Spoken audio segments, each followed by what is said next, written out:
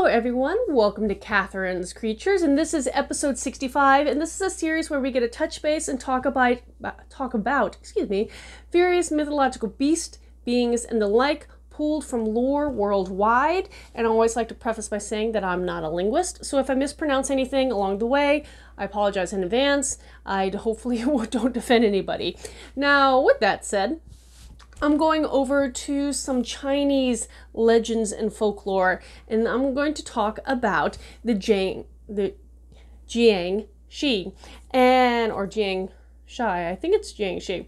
Again, mispronouncing things, I apologize. But essentially, this kind of, you can translate it to the Chinese hopping vampire.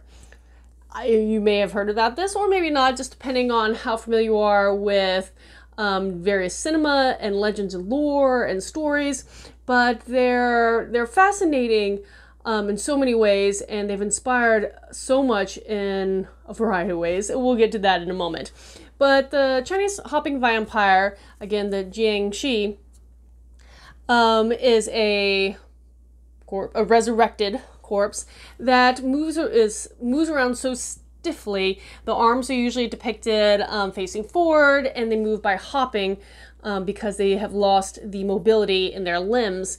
This kind of entity, this resurrected being, came about during the Qing dynasty, and again, just think of this reanimated corpse that is coming after people in order to, which deviates from the European vampires a little bit, but they go after people's chi, so their life force, and that's what they're absorbing. That's what they're sucking out of people. They do usually hunt for chi at night, and during the day, they either hide back in darker places like their own coffins, to caverns and caves, and again, dark places that are kind of out of the line of sight, where they can rest and get ready to do it again the next day.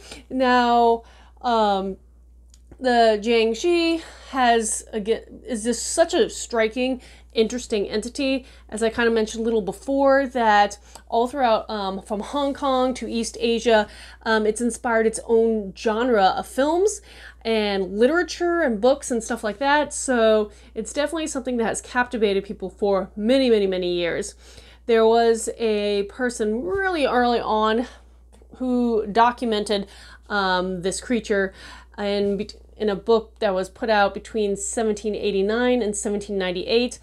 And the author's name was Jai Shaolin.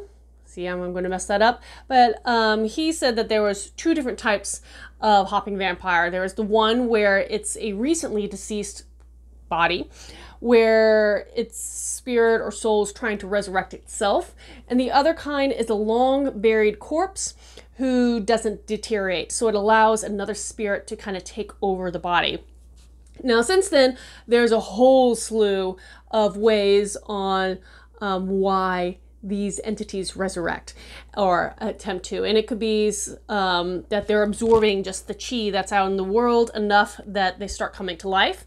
It could be a spirit finding the non-composed body and using it as a body for itself. It could be anything from a person who had his funeral but was not buried at the time of the funeral, to things like a soul just refusing to leave its own body, and even something that sounds a little more almost like modern zombie stuff, where a virus concept, where you're infected with this kind of virus curse and you start transforming into the Jiangshi. Now, their looks, there's so much variability, but I think that's one of the things fascinating. But their looks could range from being just a normal looking person, or maybe pale because you're a corpse, to something that's like horrifying and decomposing, again, more of a zombie-like look to them as they hop and move and try to hunt down and absorb chi. Traditionally, they're depicted again in the Qing dynasty, kind of formal attire, wearing this kind of coat-like robe on them and have a very proper, sophisticated look to them. They can also be depicted a lot of times with a talisman paper on their foreheads, but not always the case. And even modern days, sometimes they're even, again, a little more modern lore, they can even suck blood. Again, going back to the reference of a type of vampire, but the original lore is chi-based, not blood-based. Now, there's a plethora of things you can do to try to ward off Jiangshi, and it could be using anything from lifting a mirror to it, to using an item made out of peach tree wood. There's a whole list. I'm not going to go through it because it goes on and on, but vinegar, hooves of a black donkey, blood of a black dog, ringing a handbell, using the I Ching, to common household items like brooms can even help warm off. And then, you know, some a little more specialized items like Taoist talismans. But I just wanted to bring this up because I actually recently watched a movie about this type of entity, and I was kind of fascinated, so I started looking into it. And the movie translates, at least in the U.S., as Mr. Vampire. That's the name, but it's this I guess relatively iconic for what it was Jiangshi cinema. And Falls, it was like one of the best representations of its time for this type of movie. So I just thought that was really kind of cool, and wanted to share this creature to those who may not have heard about it.